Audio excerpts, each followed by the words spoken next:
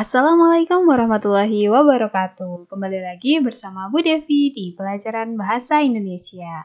Kali ini kita sudah masuk di bagian bab surat ya, terutama di bagian struktur dan kebahasaan surat. Oke, sudah siap kalian untuk belajar? Oke, kalau sudah siap, jangan lupa persiapkan buku dan juga pulpennya, lalu kalian mencatat hal-hal yang Bu Devi sampaikan. Oke? Sebelumnya, Bu Devi jelaskan dulu, pada bagian ini kalian akan belajar menelaah unsur-unsur dan kebahasaan dari surat pribadi dan juga surat dinas yang dibaca dan didengar. Jadi nanti Bu Devi akan jelaskan dan paparkan kembali terkait apa saja sih unsur dari surat dinas dan juga surat pribadi, lalu bagaimana cara menulisnya, dan bagaimana kaidah-kaidah yang harus ditepati dalam menuliskan unsur-unsur tersebut. Jadi memang tidak sembarangan ya, ada aturan-aturannya. Oke? Oke, kita semua sudah tahu bahwa surat itu ada dua. Yang pertama ada surat dinas dan juga yang kedua ada surat pribadi. Dan pada minggu sebelumnya, sebelum PTS itu Bu Devi sudah pernah sampaikan bahwa surat dinas itu ada 13 unsur dan surat pribadi ada 8 unsur. Di beberapa hal sama, tapi beberapa hal memiliki aturan yang cukup berbeda. Jadi Bu Devi harap kalian bisa memperhatikan dengan baik penjelasan dari Bu Devi ya. Oke, kita kembali ulas unsur surat dinas. Ada 13, ada kepala atau kop surat, nomor surat, tanggal surat, lampiran, perihal, alamat surat, salam pembuka, paragraf pembuka, paragraf isi, paragraf penutup, salam penutup, nama dan tanda tangan pembuat surat, nama dan tanda tangan penguat surat. Ke-13 unsur ini harus urut, kecuali di bagian lampiran dan juga perihal. Ini bisa kebulak-balik nggak masalah, karena lampiran sendiri bisa dihilangkan ketika memang tidak memiliki lampiran surat tersebut. Lalu bagian alamat surat di sini bukanlah alamat pengirim, melainkan alamat penerima. Nanti ada beberapa perbedaan antara surat dinas dan juga surat pribadi.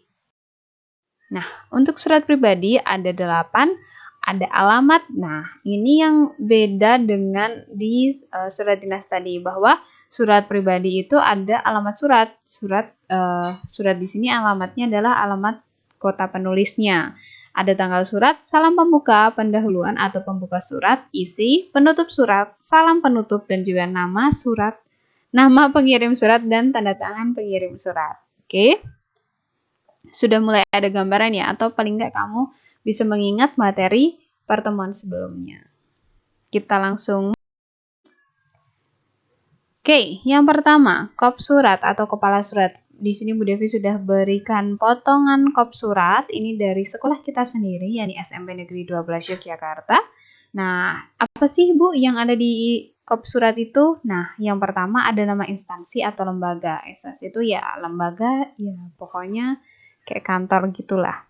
Nah, di sini ada pemerintah Kota Yogyakarta, Dinas Pendidikan Pemuda dan Olahraga SMP Negeri 12. Oke, jadi sudah jelas bahwa instansinya itu adalah SMP Negeri 12 Yogyakarta. Dan di sini ada ciri khas dari Provinsi DIY, yakni ada huruf aksara Jawanya. Nah, jadi ada ketentuan masing-masing di setiap provinsi, kebijakan masing-masing di setiap provinsi, di mana kebijakan satu provinsi tidak selalu sama dengan kebijakan provinsi lain.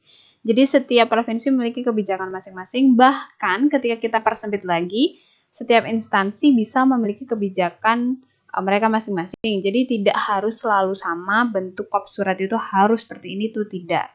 Tapi yang jelas harus ada nama instansi atau lembaga, alamat, nomor telepon, email, dan kode pos. Ini adalah hal yang paling utama yang harus ada di dalam kop surat.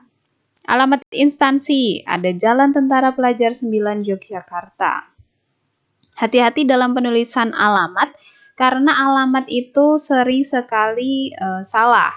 Penggunaan kata jalan. Jalan di sini tidak boleh disingkat menggunakan JLN, tidak boleh disingkat menggunakan JL, melainkan kalian harus menulisnya dengan utuh JALAN. Tentara Pelajar, jangan lupa penggunaan huruf kapital pada alamat. Lalu di sini ada 9, loh kok nggak ada nomornya? Ya, untuk aturan yang terbaru, penulisan alamat itu tidak boleh menggunakan nomor. Karena di sini sudah jelas 9 itu adalah sebuah angka yang berarti itu adalah nomor. Berarti secara nggak langsung kita bakal langsung nangkep nih, Jalan Tentara Pelajar nomor 9, Yogyakarta. Lalu ada kode posnya, kode pos berguna untuk kode posnya ini nanti untuk menyampaikan suratnya. Lalu nomor telepon, dan di sini ada tambahan fax mail atau hotline sekolah, terus ada email, ada hotline SMS UPIK, ada email UPIK Jogja, dan websitenya. Nah, jadi ini tuh yang Bu Devi tulis di sini tuh hanyalah minimal yang harus ada di dalam kop surat, ya, sebagai identitas suatu lembaga ataupun organisasi. Tapi kalau ditambahkan informasi lebih, ya boleh, silahkan. Asalkan tidak terlalu berlebihan ya, secukupnya saja yang memuat identitas dari lembaga tersebut.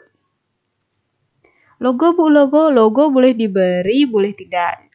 Biasanya kalau suatu instansi atau organisasi sudah besar, dia sudah memiliki logo sendiri, nah boleh ditambahkan logonya di sebelah kiri. Bu, kalau logonya kanan kiri, boleh, silahkan. Jadi untuk penggunaan logo tidak ada aturan tersendiri kanan atau kirinya. Cuma biasanya logo itu cukup satu saja di bagian kiri, di bagian kiri surat.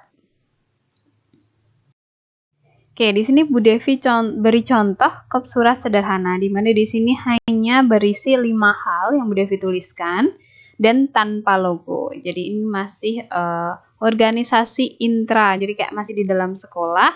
Yakni contohnya Pramuka, Bu Devi beri contoh Pramuka, SMP Negeri 12 Yogyakarta, Jalan Tentara Pelajar 9 Yogyakarta 55231. Loh Bu, kok nggak ditulis kode pos? Tidak usah ditulis, tidak masalah. Yang jelas sudah jelas, oh ini adalah nomor kode posnya, nomor teleponnya, emailnya, kayak gitu ya. Jadi kalian boleh menuliskan kop surat itu dalam bentuk sederhana seperti ini, tidak harus dengan menggunakan logo.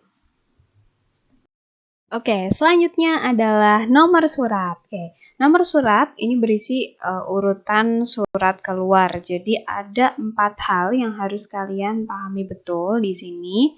Yakni ada di sini sudah Bu Devi beri angka warna yang berbeda, ada 17 ini dengan ungu, Pramuka dengan hitam, hijau dengan angka 3 dan angka merah untuk menandai tahun 2021.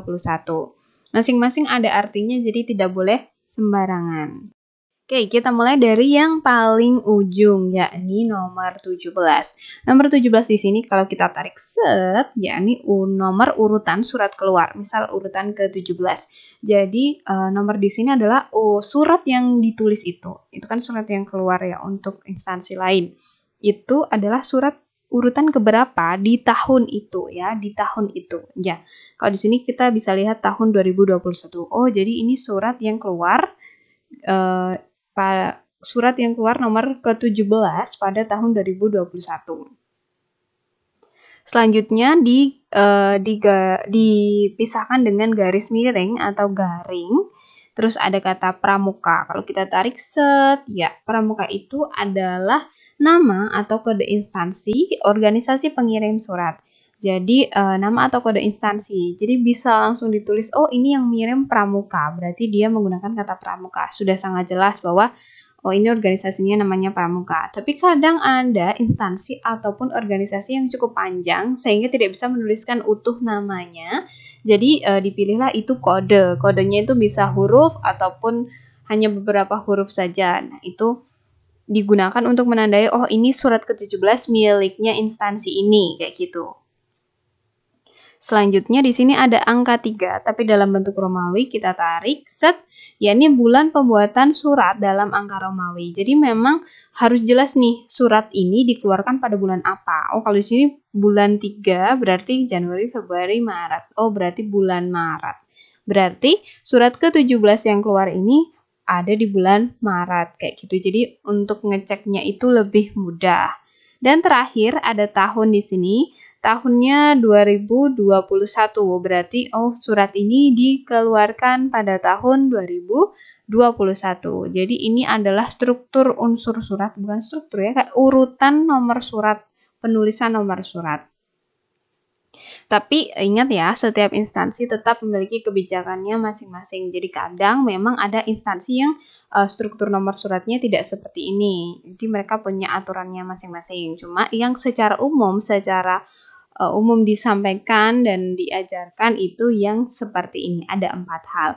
Hati-hati di sini ada angka Romawi dan memang harus ditulis dengan angka Romawi.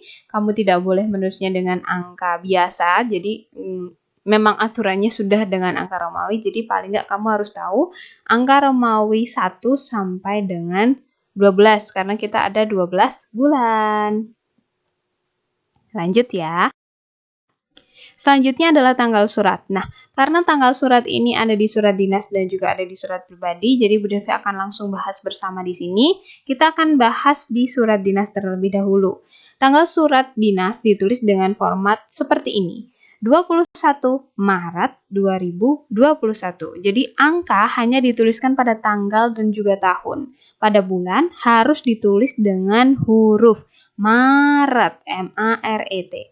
Kamu tidak boleh menuliskan bulan dengan angka, baik itu angka Romawi maupun hanya angka biasa seperti yang Bu Devi tunjukkan di sini. Di sini ada 21/3/2021. Ini salah, tidak boleh digunakan karena bulan memang harus ditulis dengan huruf. Tanda hubungnya pun tidak boleh pakai strip, tidak boleh pakai garis miring. Memang ya sudah pakai huruf jadi tidak memerlukan tanda hubung. Selanjutnya, loh Bu, kok yang ini salah padahal sudah benar ini 21 Maret 2021. Salahnya ada di Yogyakartanya. Jadi pada penulisan tanggal surat dinas itu tidak boleh menggunakan nama kota sebelum tanggal. Kenapa? Karena sudah ada kopnya. Jadi di kop itu kan sudah dijelaskan kapan dari kota mana atau instansi mana surat itu berasal. Jadi tidak perlu diberi nama kota di bagian tanggalnya. Nah, ngomongin tanggal surat dinas ini sangat berkaitan erat dengan nomor surat. Dimana tadi kan kita ngomongin bulan dan juga tahun ya di nomor surat. Nah, bulan dan juga tahun di nomor surat itu harus sama dengan bulan dan juga tahun di tanggal surat. Kalau berbeda berarti ada salah satu yang salah pastinya. Oke, nanti untuk menentukan yang salah yang mana sih Bu? Nanti kita bisa sinkronkan dengan isinya. Misalnya kamu nemu surat nih antara nomor dengan tanggal itu beda. Terus yang benar yang mana ya? Tinggal kamu baca isinya. Isinya biasanya kalau dia menyebutkan tanggal ataupun tahun, dari situ kita bisa tahu yang benar itu tanggalnya atau nomornya. Selanjutnya alamat dan tanggal surat. Nah, ini Bu Devi langsung tuliskan alamat di depan, meskipun di surat dinas tadi belum dibahas alamat. Kenapa? Karena di surat pribadi itu alamat dan tanggal surat itu nempel, jadi satu kesatuan gitu. Jadi tidak lepas, tidak sendiri-sendiri. Kayak surat dinas kan sendiri-sendiri, tanggal di atas, alamatnya di bawah. Kalau di surat pribadi itu dia nempel. Nah, alamat surat di surat pribadi itu adalah kota penulisnya. Misalnya kamu nulisnya waktu berlibur di Bandung, ya berarti nama alamatnya adalah Bandung, bukan Yogyakarta. Meskipun kamu orang Yogyakarta, tapi karena kamu nulisnya di Bandung, ya berarti kamu menuliskannya di Bandung. Tanggal surat ya tanggal penulisan surat. Nah, di sini Bu Devi beri contoh Yogyakarta 28 Maret 2021. Oh, berarti tandanya surat ini ditulis di Yogyakarta pada tanggal 28 Maret. Nah, pada surat pribadi menggunakan nama kota karena tidak memiliki kop surat. Jadi wajib harus diberi kotanya, kota penulis. Karena kan surat pribadi nggak punya kop ya. Jadi kita biar bisa tahu nih, oh yang nulis tuh ada di mana sih? Kayak gitu. Selanjutnya lampiran. Lampiran berfungsi untuk menerangkan bahwa dalam surat tersebut ada berkas lain yang disertakan. Sebelum Bu Devi jelaskan lebih lanjut, lampiran ini adalah selain surat. Jadi kayak misalnya surat itu kan berbentuk lembaran. Nah, setelah lembaran itu ada lembaran lagi. Biasanya berisi susunan acara atau rundown acara ataupun bisa juga susunan panitia, rincian biaya ataupun dana suatu kegiatan. Nah, itu nanti lembar yang menyertai surat ini disebut dengan lampiran. Makanya lampiran ini tidak harus ada karena memang sesuai kebutuhan. Kalau memang tidak ada lampiran ya kata lampiran tidak perlu dituliskan di dalam surat. Jadi cukup dihilangkan aja, nggak usah pakai kata lampiran. Tapi kalau memang ingin banget dituliskan itu juga boleh. Nanti tinggal di strip. Strip tanda hubung strip itu menandakan bahwa tidak ada lampiran. Bu Devi beri contoh, lampiran di sini ada 1 lembar atau 1 berkas. Nah, penulisan angka 1 boleh menggunakan, penulisan 1 itu boleh menggunakan angka, boleh menggunakan huruf, itu dibebaskan. Kalian enjoy pakai yang mana. Terus, apa sih Bu bedanya 1 lembar dengan 1 berkas? 1 lembar itu ya berarti cuma 1 lembar kertas di belakang surat. Ingat ya, surat itu tidak termasuk lampiran. Surat itu ya surat, lampiran itu yang berada di belakang surat itu. Jadi, ada 2 kertas di belakang surat, dengan suratnya totalnya ada 3 lembar, berarti kan 2 lampiran. Nanti lampiran ditulis 2 lembar, seperti itu.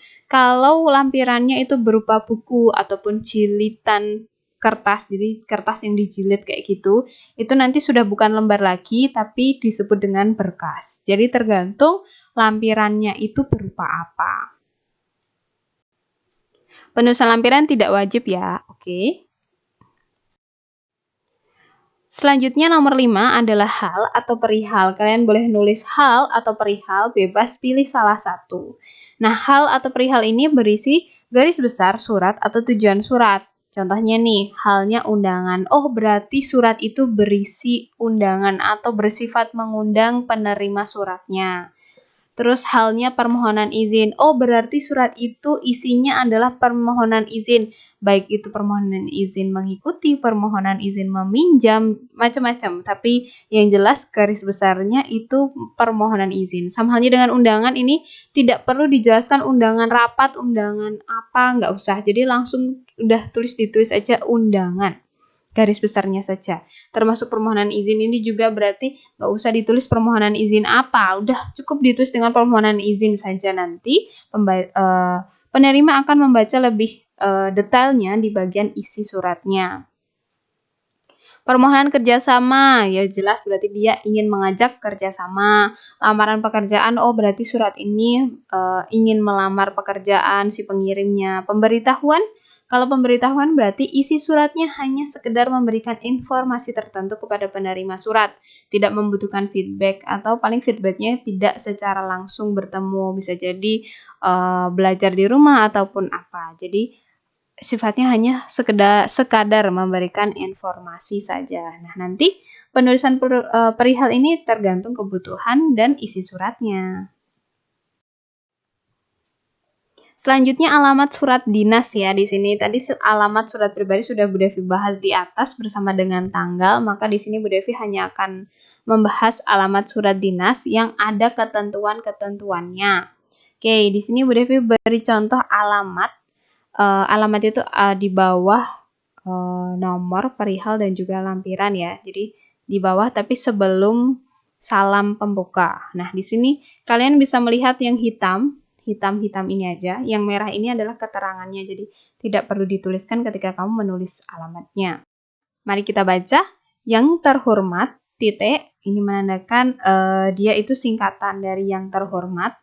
YTH yang kapital hanya Y-nya saja, T dengan hanya tidak boleh kapital. Bapak Sudarmono MPD. Nah, dalam penulisan alamat surat ini penting banget. Kalau kamu tahu nama penerimanya, lebih baik dituliskan nama. Jadi jangan langsung ke gelar. Misalnya yang terhormat Kepala Museum Diponegoro itu diperbolehkan. Tapi ketika kamu tahu nama orangnya, itu akan lebih sopan, lebih baik. Jadi lebih baik ditulis. Tapi kalau memang belum tahu, ya sudah ditulis langsung ke jabatannya juga dipersilahkan. Jadi boleh. Kamu kalau ada nama kalau kamu tahu nama orang penerimanya atau nama penerima suratnya, maka lebih baik kalau kamu langsung tuliskan namanya. Tapi apabila kamu tidak mengetahui nama penerima suratnya, jadi hanya jabatannya saja yang kamu ketahui, maka cukup langsung dituliskan yang terhormat Kepala Museum Diponegoro, misalnya kayak gitu. Nah, setelah kamu tuliskan nama penerima suratnya, baru kamu tuliskan jabatan penerima suratnya dan alamat. Alamat di sini ditulis nama kota saja, jadi tidak perlu ditulis alamat lengkap, jalan apa, nomor berapa, blok apa, itu tidak perlu. Kenapa? Karena alamat yang lengkap seperti itu nanti akan ditulis di amplop suratnya. Jadi di suratnya cukup dituliskan nama kotanya saja. Hati-hati, Lagi, ini silahkan dicatat, Bu Devi nggak tuliskan di sini. Yang pertama, penulisan YTH dan kepada. Jadi ini Bu Devi pilih varian YTH.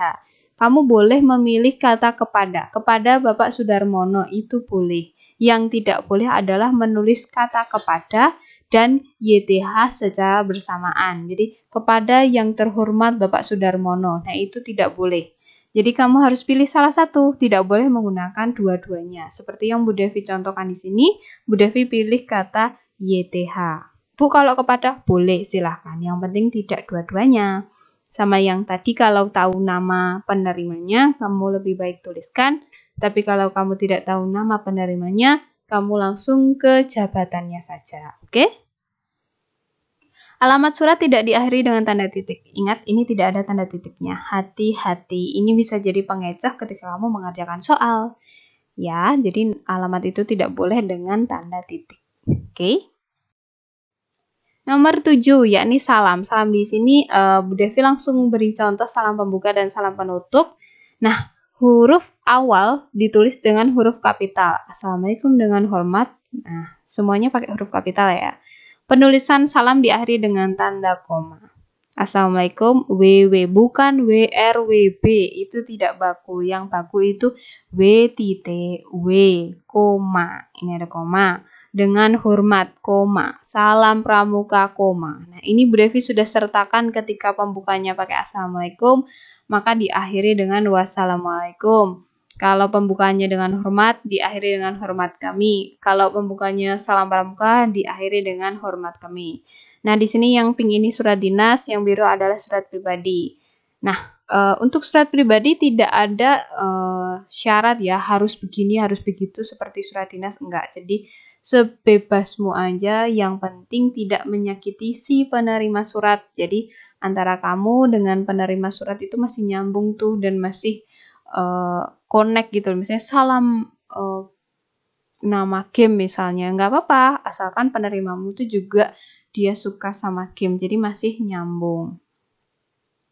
Ini adalah salam-salam yang biasa digunakan pada surat pribadi secara umum. Kalau kamu ingin nulis yang nggak umum, ya nggak masalah, karena itu bersifat pribadi selama tidak menyakiti penerima surat dan tetap bersifat santun. Oke? Lanjut ke paragraf pembuka. Paragraf pembuka di sini ada surat pribadi dan surat dinas. Nah, untuk surat pribadi masih sama berwarna biru ya. Surat pribadi ini biasanya berisi bahasa basi menanyakan kabar. Biasanya seperti itu. Jadi nggak mungkin kita bakal langsung ke intinya. Pasti nanyain kabar. Terus memberitahu bahwa kamu tuh kabarnya gimana kayak gitu. Terus untuk surat dinas itu biasanya seperti ini. Sehubungan dengan akan diadakannya. Nah, setelah membaca surat ibu dengan ini saya, membalas surat dari bapak atau ibu tanggal sekian nomor 2 dan 3 ini adalah contoh surat dinas balasan. Jadi setelah mendapat surat dinas, mereka membutuhkan feedback ataupun umpan balik, kamu membalasnya dengan awalan seperti ini 2 dan 3. Tapi kalau kamu ingin memulai, biasanya kata sehubungan atau berhubungan dengan misalnya bulan bahasa, maka OSIS SMP Negeri 12 akan mengadakan lomba kebahasaan, misalnya seperti itu. Jadi ada acaranya itu, apa alasannya, baru ke acaranya. Paragraf isi. Nah, paragraf isi biasanya terletak di paragraf kedua dan berisi inti surat. Dapat berupa rincian dan berupa paragraf. Berupa rincian itu yang seperti ini ya. Kalau berupa paragraf ya hanya kata-kata biasa yang menjorok. Nah, itu kelihatan banget kalau itu paragraf isi. Intinya.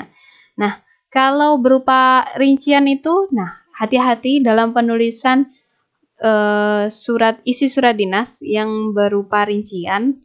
Itu harus diperhatikan benar-benar karena banyak tanda baca yang harus dicermati. Yang pertama, misalnya, kegiatan ini akan dilaksanakan pada. Nah, setelah kata pada, kamu tidak boleh memberikan tanda titik 2. Harus kosong nih kayak gini. Nah, ini yang benar. Kalau ada titik 2-nya itu salah. Jadi yang benar tidak menggunakan tanda titik 2. Penulisan perinciannya, hari, pukul, tempat. Di sini contohnya. Ini huruf pertamanya nggak boleh kapital. H, P, T ini nggak boleh kapital. Kenapa? Oh, karena ini masih satu kesatuan kalimat dengan kegiatan ini. Jadi ini dari kegiatan ini sampai Pelita Jaya ini sebenarnya tuh satu kalimat, cuman dirinci aja agar lebih jelas kayak gitu. Jadi nggak boleh menggunakan huruf kapital, maaf. Selanjutnya di sini penulisan hari dan tanggal sudah tahu lah ya, harus menggunakan huruf kapital. Terus pukulnya S, kalau pakai kamu S titik D titik itu yang benar kayak gini ya tulisannya, titiknya di belakang hurufnya, atau kamu langsung tuliskan tanda strip itu juga diperbolehkan. Lalu nama tempat ini jelas menggunakan huruf kapital awalannya dan diakhiri dengan tanda titik seperti yang Bu Devi bilang bahwa sebenarnya dari kegiatan ini sampai Pelita Jaya itu satu kesatuan kalimat yang bentuknya diubah menjadi perincian agar lebih jelas, maka tanda titiknya ada di akhir sini. Ke intinya lagi, sehubungan dengan hal tersebut kami mengajukan permohonan izin untuk menggunakan aula SMP Pelita Jaya. Nah, dari sini kelihatan nih perihalnya berarti permohonan izin meminjam aula karena akan ada kegiatan. Jadi ini adalah salah satu contoh paragraf isi yang berupa rincian. Kalau berupa paragraf ya hanya berupa kata-kata yang dirangkai menjadi paragraf aja dan biasanya ada di paragraf 2. Oke. Nah, sampai di sini sepertinya sudah paham ya. Nanti kalau masih belum paham, kalian bisa hubungi Bu Devi secara pribadi. Nanti Bu Devi akan jelaskan lebih detail. Paragraf penutup. Nah, karena paragraf penutup ini ada di surat dinas dan surat pribadi sama, maka Bu Devi akan jelaskan masing-masing dulu. Oke, di sini ada paragraf penutup surat dinas. Paragraf penutup berisikan ucapan terima kasih, harapan, dan doa, baik itu di surat pribadi maupun surat dinas. Isinya tuh sama. Terus di sini Bu Devi paparkan 2 contoh, yang satu salah, yang satu benar. Yang salah ini merah ya. Demikian surat ini kami sampaikan atas perhatian dan kerjasamanya. Kami ucapkan terima kasih. Perhatikan di sini penulisan terima kasih dipisah. Jangan sampai kamu menulis terima nggak spasi kasih. Jadi harus pakai spasi ya. Terus contoh yang benar, demikian surat ini kami sampaikan atas perhatian dan kerjasama Bapak atau Ibu, kami ucapkan terima kasih. Perbedaannya ada di katanya dan Bapak atau Ibu. Kita tidak boleh menuliskan nya. Kenapa? Karena nya ini tuh nggak jelas, nggak sopan. Karena kita tahu siapa yang kita tuju, Bapak atau Ibu.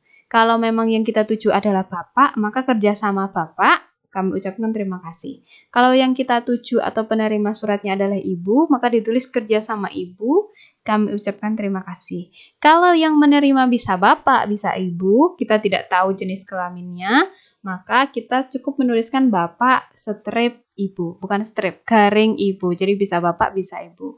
Tapi kalau kamu menuliskan dengan kata nya, ini jelas salah, tidak boleh ya. Jadi hindari penulisan penutup surat yang seperti ini. Oke.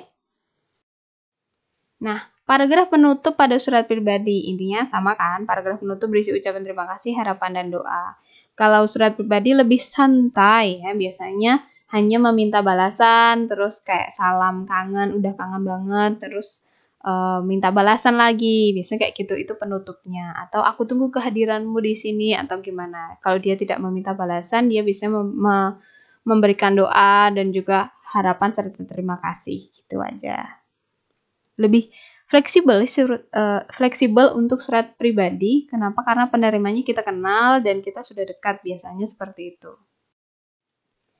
Masuk ke terakhir, yakni tanda tangan. Nah, di sini Bu Devi ada 2 ya untuk surat dinas, tanda tangan pembuat surat, tanda tangan penguat surat. Di sini Bu Devi contohkan ketika ada 3 tanda tangan. Tanda tangan pembuat surat itu yang ini. Oh, dia masih golongannya yang paling bawah, dan tanda tangan penguat surat ini yang paling tinggi kedudukannya sebagai pembina. Dan biasanya kalau penguat itu ditandai dengan adanya cap dari organisasi tersebut atau instansi tersebut. Nah, itu menandakan dia golongannya paling tinggi nih, berarti ada penguat suratnya. Kalau nggak ada capnya Bu, misalnya cuma sekretaris ya diperbolehkan, cuman kalau ada penguat surat itu akan lebih yakin dan lebih pasti bahwa surat itu tidak hoax. Terus kalau ini Bu, kalau langsung ke penguatnya aja tanpa ada pembuat atau penulis suratnya, itu juga diperbolehkan, jadi nanti langsung ke penguatnya aja, tidak pakai sekretaris ataupun ketua panitia, itu boleh. Jadi tinggal suka yang mana gitu aja, dan tergantung kebutuhan. Nah, kita akan latihan di sini ada organisasi siswa intrasekolah SMP Pelita Jaya. Alamatnya ini, oke, kalian bisa lihat dan bisa baca. Silahkan nanti yang benar ini tanggal suratnya, oke. Coba direnungkan dari atas.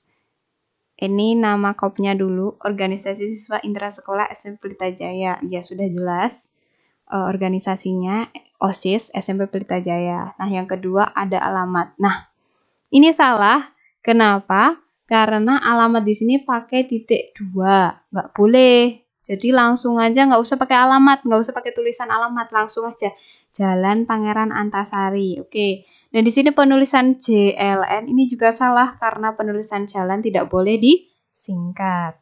Terus 056, tidak usah pakai 0, berarti langsung Jalan Pangeran Antasari 56, Yogyakarta. Oke, nggak usah pakai koma juga. Teleponnya sudah benar. Oh, ini salah karena ada tanda titik. Ingat, alamat surat tidak boleh menggunakan tanda titik. Oke, kopnya itu ya revisinya. Terus yang kedua, di sini ada nomor surat. Oke, ada perbedaan dengan tanggalnya. Ketika Bu Devi bilang yang benar adalah tanggal, berarti nomornya salah. Nah, ini untuk kuis bagi anak-anak yang nonton video Bu Devi kali ini. Biar dapat tambahan nilai, selain kamu mencatat, silahkan kamu perbaiki nomor surat yang ada di sini. Oke? Sesuaikan dengan tanggal ya. Oke, perihal permohonan izin, kita nggak bisa ngecek ini benar atau salah karena tidak ada isinya. Ya, kita anggap benar. Yang kedua, bukan yang kedua. Selanjutnya, kepada YTH. Nah, ini nggak boleh nih. Penulisan kepada YTH seperti ini nggak boleh. Kamu harus pilih salah satu, kepada atau YTH. Misalnya pilih kepada, ya udah YTH-nya dihapus, kepada Bapak Kepala SMP Tunas Bangsa Yogyakarta. Oke, berarti di sini yang dipilih adalah kepadanya atau yang terhormatnya. Pilih salah satu. Terus BPK ini nggak boleh nyingkat BPK itu nggak boleh. Jadi langsung aja Bapak. Atau kamu langsung tuliskan saja namanya siapa, bawahnya jabatan, terus di Yogyakarta. Oke? Gitu, sampai di sini adakah yang belum paham? Jika masih belum paham, kamu bisa langsung hubungi Bu Devi ya. Yap, sampailah kita di penghujung dari pertemuan hari ini. Cukup banyak, cukup padat. Bu Devi sudah rambu-rambu dari awal bahwa surat ini banyak materinya, agak banyak hafalannya, maka kalian harus sudah siap, oke? Terima kasih atas perhatian kalian, terima kasih atas antusias kalian dalam mendengarkan dan mencatat. Ingat, setiap catatan yang kamu kumpulkan bersamaan dengan tugas akan mendapat nilai tambahan atau poin tambahan sebanyak 2 poin. Kalau lengkap ya, kalau nggak lengkap ya dapat 1 poin, oke? Nah, ini lumayan nih buat tambahan nilai kan. Nah, terus jangan lupa dikerjakan tugasnya, kumpulkan tugasnya tepat waktu. Kalau tidak paham, kalian bisa menghubungi Bu Devi. Nah, sampai di sini dulu. Bu Devi akhiri. Wassalamualaikum warahmatullahi wabarakatuh. Sampai jumpa di pertemuan berikutnya.